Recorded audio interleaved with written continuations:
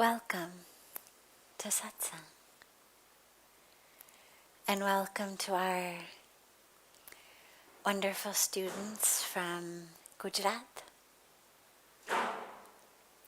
and welcome also to our family joining us from all over the world through this beautiful technology of the internet. It's such a beautiful blessing, a beautiful gift to be able to be together.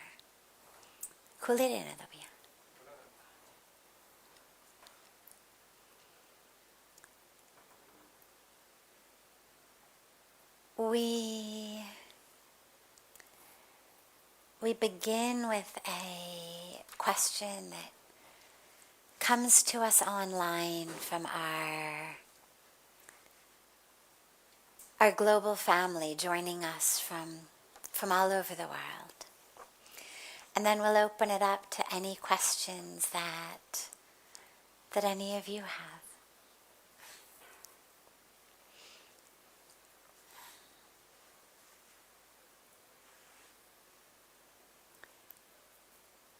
What is true freedom, and how can we experience it? So we speak a lot in Satsang about freedom. The highest goal of a spiritual practice and path is freedom. We say Moksha, but tragically a lot of times people think that Moksha is only something that you get after you die. So people say, after I die, then I will get Moksha. Mordne ke baad fir Moksha milega. But Moksha, liberation, is not freedom from the body. That's the myth, is that somehow when my body dies, then I will be free. But what that would mean is that the body is the problem. That somehow my arm, my elbow, my leg is what's keeping me stuck, is what's keeping me from moksha. But our arms, our legs aren't the problem. Plenty of enlightened masters have arms and legs and elbows. But if I think that my moksha is going to come when I die, then that means that the body is the issue. The body isn't the issue. The body is a beautiful gift that's been given to us to move through this particular part of our karmic journey. But also, it's a gift given to us to be able to interact with and appreciate creation. We can smell the beautiful fragrance of flowers because we have a nose. We can hear beautiful music because we have ears. We can embrace each other or embrace a tree because we have arms. This body is a beautiful, beautiful, beautiful gift. We enjoy a sunset or a sunrise because we have eyes. So this body is a gift. It's what enables us to really interact with this beautiful creation. It's like God has given us this gift of the creation and then given us the gift that enables us to enjoy it. It would be like, let's say you were a fantastic cook, like the best cook in the world. And you had a baby you loved. And you made this baby paranthas. Okay? Maybe the best paranthas in the world. But the baby has no teeth. Now, that's not going to be a very great gift for the baby because the baby has no teeth. But if you had a magic wand and you could suddenly give your baby teeth, then you've given the baby this beautiful gift of your pradanta, and you've given the baby the tools through which they can enjoy the pradanta, right? But to give them the gift without the tools to enjoy it makes no sense. So God gives us this beautiful creation. Sunrises and sunsets and oceans and flowers and beautiful music and rushing rivers. Hot cups of tea on cold days, right? Cold lemonade on hot days that we can enjoy. The feel of the cool breeze in the forest. If we've been walking or hiking, just these beautiful moments where just through the senses we experience that gift of the creation. But we have to have a body to do that. The sunrise and the sunsets will be there whether we have a body or not. The music will be there whether we have ears to hear it or not. But we're not able to benefit from it. So this body is the gift that enables us to benefit from this gift of creation. The body is not the jail or the cage or the bondage. The mind is. So freedom, moksha, is not from the body. It's in the body from the mind. From the games that the mind plays. It's the mind that makes us miserable. Even when the body's injured. Right? Somebody gets a broken arm or a broken leg, and okay, it's not fun. But it doesn't make them miserable 24/7. They learn how to navigate the world with their arm in a cast or leg in a cast for a little while. Slowly the pain wears off, or they, take paracetamol or something. Doesn't make them miserable all the time. Only the mind has the ability to make us miserable all the time. And that's where the freedom is freedom from the games of the mind. From the ego and the competition and the jealousies and the judgment and the negativity. All of that keeps us stuck. If we went around the room and I said, if you could change one thing in your life to make you happier, if you could change the one thing that causes you the most trouble, you're going to give me something that's a product of the mind. Now, you might think it's the body. If I just were thinner, right? Or if I just were a little bit less skinny. If I just were a little fair-skinned or a little darker-skinned. Or if I just were a little taller, or if I just were a little shorter. But it's not the body that's the problem. It's not the color, the size, the shape. It's the way the mind thinks about the body. It's the mind that says, oh, this is ugly. Oh, this isn't good enough. So the problem is the mind. Or you might say, my problem is my brother or sister. He or she really annoys me. Does this, does that. Or maybe someone in your friend circle. Maybe someone else you know. Maybe someone in your class. But again, it's not the brother or sister or friend or classmate. It's the way the mind thinks about them that causes the problem. So real moksha is freedom from the way that the mind thinks and keeps us trapped.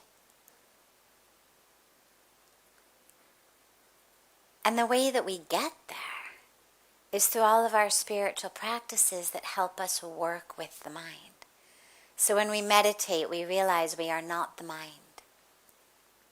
Mind is going off in one direction, but we are with our breath.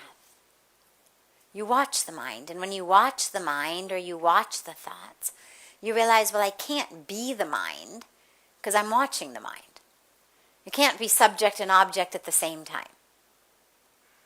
I can't be my thoughts because I'm watching my thoughts.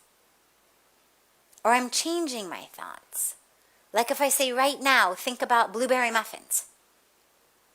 Warm blueberry muffins straight from the oven. Okay? Y'all could do it, right? Not a difficult task. It means you've controlled your mind.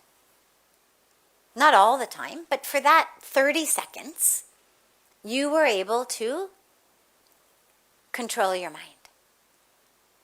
To think exactly what you said you were going to think.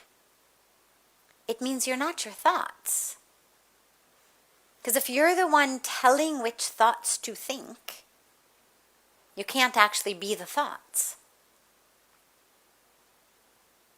So through meditation, we start to realize, I'm not my thoughts.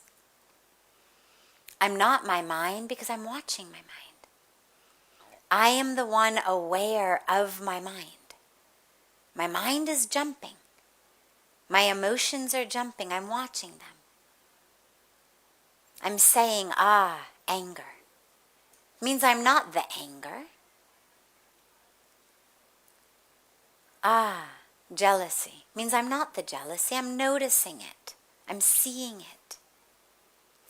Well, if I'm seeing something, I'm not it. Like I can see this piece of paper. It means I'm not the paper. I can even see my hand. It means I'm not my hand. I have a hand. Have a piece of paper.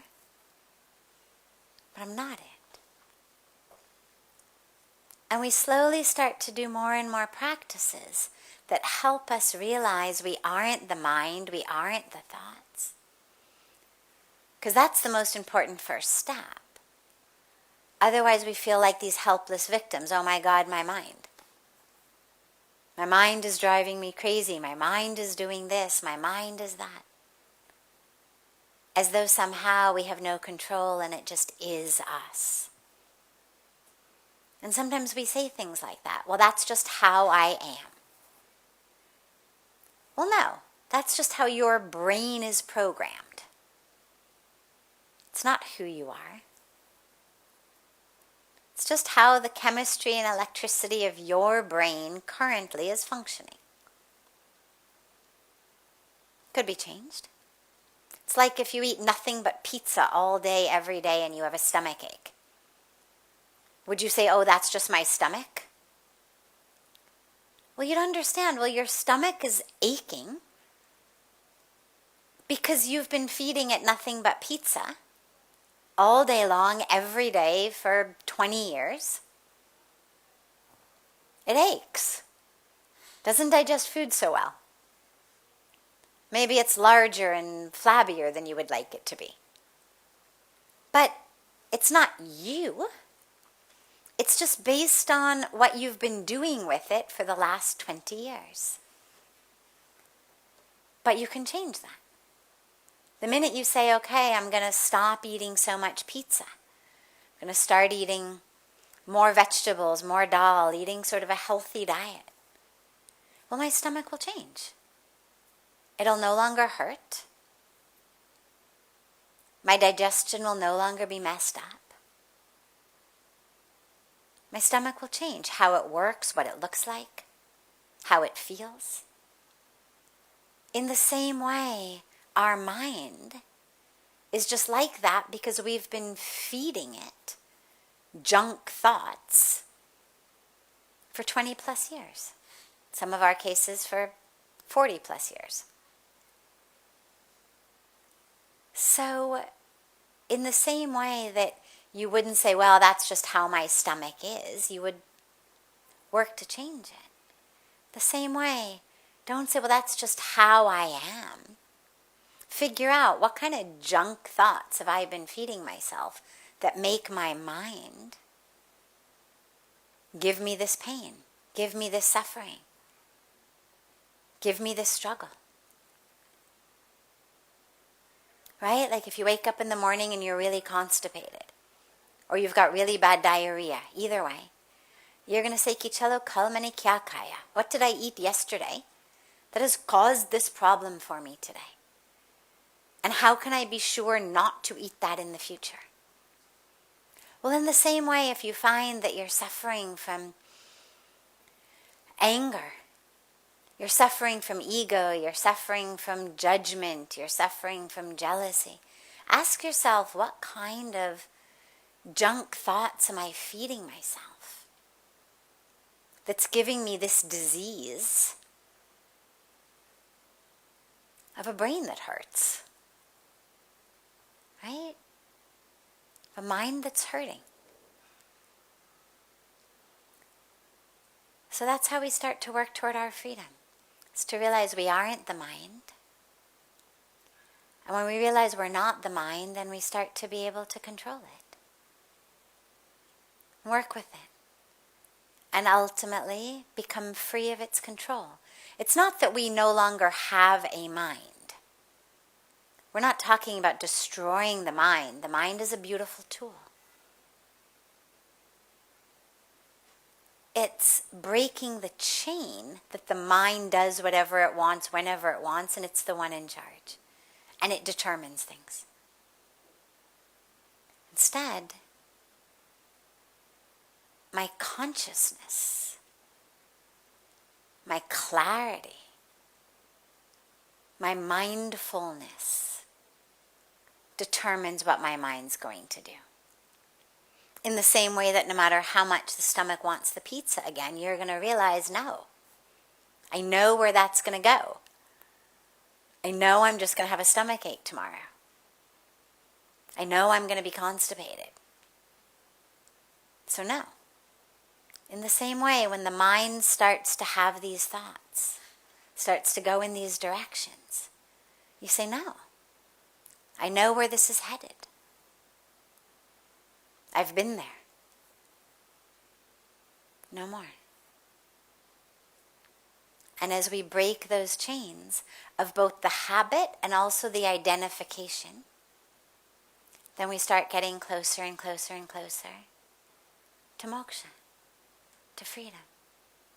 And when we actually are free, then the body becomes the gift that it's always been.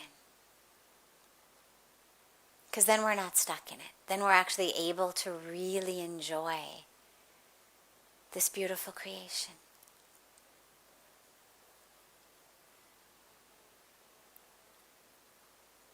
Beautiful. If anyone here has a question, I would be happy to take it. Yes.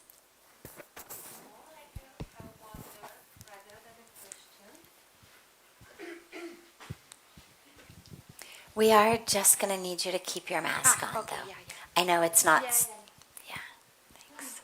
It's just because we're a bit tight in here. Yeah. So, I understand. Okay. So it's more like a personal wonder, like when you say about breaking the chain of the mind, like if I observe my own journey, like how in spite of doing regular sadhana and how easy it is to step back into this pattern, and how come is it so easy to step out of stability, of inner stability.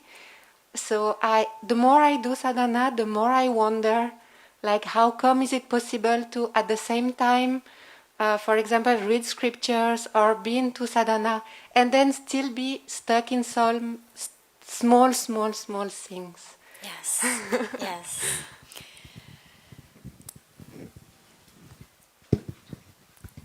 So, let's say that I wanted to carry water, okay? A bucket of water from the ground to the rooftop. Okay? Not by hand, not I'm going to pick it up and carry it, but I wanted somehow that water to reach from the ground to the roof. Okay? I would have to devise some kind of engineering feat, right? We have them. It's what enables people on the top floors of buildings to get running water. But there's a whole engineering machine behind it. Okay? I'm not an engineer. I don't know exactly how it works, but presumably they've got some kind of pumps that are pumping the water up, right? Requires probably some level of electricity and a whole machinery going to get the water up. But if you've got a bucket of water on the top of the roof and you want it to come down, what do you have to do? Just let go of it. Right? You don't have to actually do anything. You just have to stop pumping it up or let go of it if you're holding it. And automatically that water is going to come down. To bring it up takes a lot of energy and a lot of work and a lot of innovations and entrepreneurship and inventions over the last, couple of centuries. But to get water to go from the top down takes nothing. It happens automatically. Sadly, the mind is very similar. It has a tendency, much like water, to just go, and it just, if you're not aware of it, it just, it's the nature of the mind. However, the more you bring it up, unlike water, it seems to develop in some way, almost as though its density changes, such that it becomes a lot easier to keep up. It seems to weigh a lot less somehow. And even if you let go, it doesn't necessarily fall down.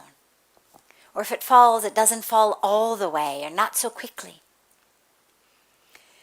And the more you bring it up, it seems like it keeps getting more and more habituated to being up. And again, its density seems to change. And it starts to stay up.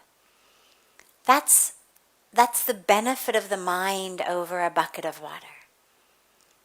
If you bring that bucket of water up 10 billion times, it's going to come down just as fast on the 10 billionth and one time as it did on the first time. But the mind gets habituated, slowly. But recognize that falling back is the nature of the mind. It's not your fault. It's not that you're not a good sadhak. Because that's how a lot of us think, oh my God, I've been meditating, I've been praying, I've been doing my scriptural reading, I've been doing my sadhana, and still I had this thought or I had that reaction. When those happen, I was just talking about this earlier today, when this happens, just bow to the humanness within you. Just bow to that very human mind that's heading down. Bow to it. Thank you for reminding me I'm human. But now, we're going to go back up. And as you have those thoughts or those reactions, make sure not to identify as them. This is the key, is I'm meditating, and then I have this thought of anger, let's say. Or a thought of jealousy, or of greed, or of lust, or whatever it might be. Now, instead of just noticing it,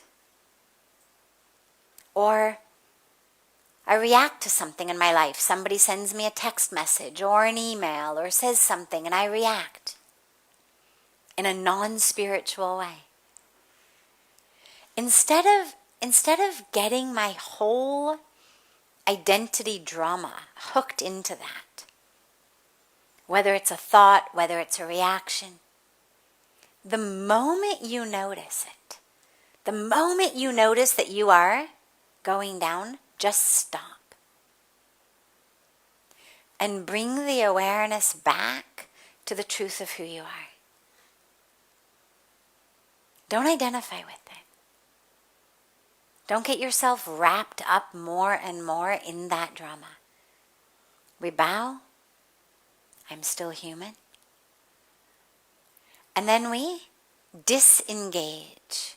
Disengage the identification. I am not the one having this reaction. I am not the one having this thought. I am the one aware of the reaction. I am the one aware of the thought. And you just come back to I am the one who is aware. I am the one who is aware. I am the one who is aware. And yeah, sometimes thoughts of anger or greed or lust arise. Sometimes thoughts of God and divinity arise. And they're all just thoughts. I'm not any of them. I'm the one aware of them.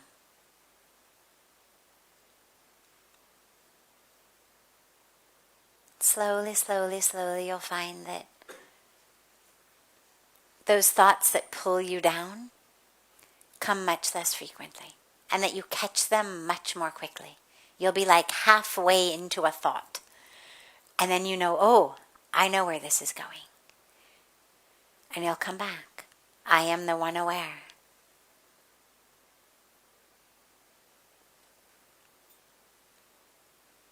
Beautiful. Does anyone else have any questions?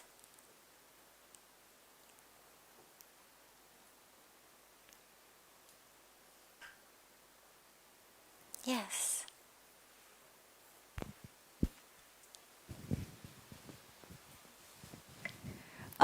पूरा जीवन हमारा कर्मों का खेल है. तो अभी मैं जो कर्म कर रही हूँ वो पिछले जन्म का संचित कर्म है, उसको भोग रही हूँ, या नया मैं क्रिएट कर रही हूँ अगले जन्म के लिए, वो कैसे पता चले? क्योंकि पूरा जीवन वही कर्मों के खेल में ही अटक जाता है. तो थोड़ा बार बार ये प्रश्न उठता है कि हर एक कर्म करते वक्त पता नहीं चलता है कि पिछला है मैं भोग रही हूँ, या तो उस पे थोड़ा प्रकाश डालें. दोनों है. धन्यवाद. प्रणाम. प्रणाम. दोनों है. आज मैं जहाँ हूँ, जो स्थिति में मैं हूँ, जो कार्य में कर रही हूँ, it's the result of my past karma, चाहे इसी जन्म का, चाहे पूर्व जन्म का. But it's also laying the seeds for the fruits of the future. Chahe is janam ka future, chahe next life. It's both. So right now, here we all are in Rishikesh, at Parmarth Niketan, in Satsang. Or those joining us from online, you are wherever you are. But you're joined in Satsang right now. We are here based on the sum total of all of our past karma. All of it has led up, bit by bit, to us being right here. But being here is laying seeds for where you will be tomorrow, next week, next year. क्योंकि देखो, even आप सत्संग में बैठ रहे हैं, आप attention pay कर सकते हैं. You can be paying attention. But you also could be daydreaming. You also could be wishing you'd gone for pizza. Right?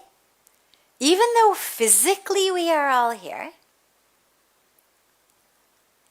that's due to all of our past births, our past actions, past lives, earlier this life. But while I am here, what seeds am I planting for the future? Am I sitting here wishing I had gone for pizza? Am I sitting here thinking about how angry I am at so-and-so for the text message they sent me that I just saw before I came into satsang? And finally the great response came to my mind. Now I'm waiting for satsang to end so that I can send them that really nasty response. Or am I going to sit here and actually be here and actually think about how based on this my life can be different? In both cases you're physically here, but in each case the seeds you're planting are very different. And what that means is that in the future the outcome is going to be very different. But ये भी याद रखिएगा कि भगवद गीता में भगवान कृष्ण ने कैसे समझाया कि अर्जुन ने ये भी बोला, सब तो कर्म का खेल है सर, अंत क्या है? If I do good things, I'm going to get good fruits. लेकिन फिर भी मुझे वापस आना पड़ेगा खाने के लिए. और भगवान कृष्ण ने समझाया कि you cannot not act. Whatever you are doing, you are acting. The only way to break free of this scale, this drama, this cycle, is to recognize that you are not the doer. To recognize that you're just the vehicle through which the doing is happening. We speak in Sanskrit about nimitta matram, right? That idea, I'm just an instrument.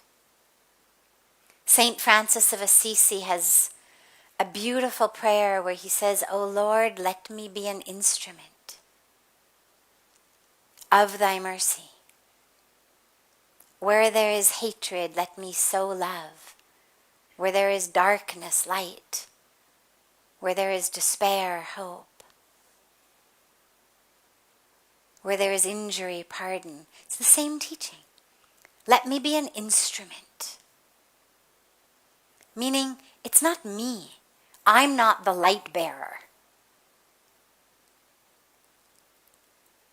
I'm an instrument of light. I'm not the one making peace. Yeah, I'm so great. Did you see what I just did? Wherever I go, peace comes. That's because I'm so great. No. Let me just be an instrument. Oh God, you work through me. The light is yours. The peace is yours. The love is yours. Let me just be an instrument of that. And with that bhav, that nimitta matram bhav, whatever we're doing, we are surrendering it.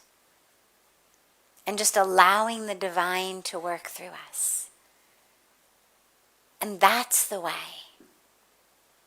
that it doesn't stick.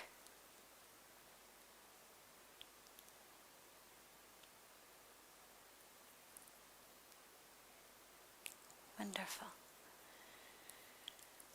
Have a beautiful, beautiful rest of your night. A beautiful morning and daytime and afternoon